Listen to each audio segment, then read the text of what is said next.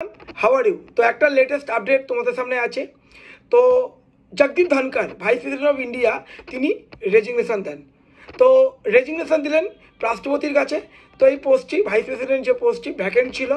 तो तुम्हारा जानो 6 मासेर मध्य इलेक्शन व्यवस्था करते होबे। तो उइदिन 6 मान्थेर मध्येई किन्तु भारतवर्षे 15तम राष्ट्रपति हिसाबे नियुक्त हलेन सम्मानीय सीपी राधाकृष्णन।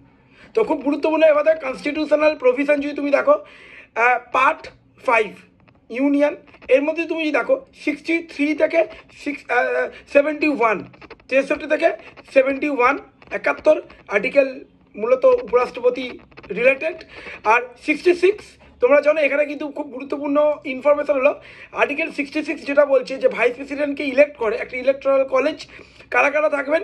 তো যারা ইলেক্টেড মেম্বার এবং নমিনেটেড মেম্বার বোথ পার্লামেন্টের লোকসভা এবং রাজ্যসভা এইটা কিন্তু খুব গুরুত্বপূর্ণ।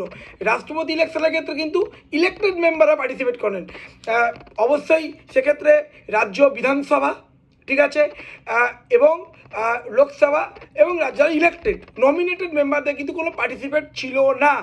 উপরাষ্ট্রপতির ইলেকশনের ক্ষেত্রে কিন্তু পার্লামেন্ট লোকসভা এবং রাজ্যসভার ইলেক্টেড মেম্বাররা কিন্তু ভোট দেয়। তো the vice president shall be elected by member of an electoral college consisting of the member of both the house of parliament. খুব গুরুত্বপূর্ণ কিন্তু এটা কিন্তু এক্সামের জন্য। আর ইলেকশন যেটা কন্ডাক্ট করাকে তো পরীক্ষার জন্য এটাই important. Election commission of India পুরো ইলেকশনটা কন্ডাক্ট করে।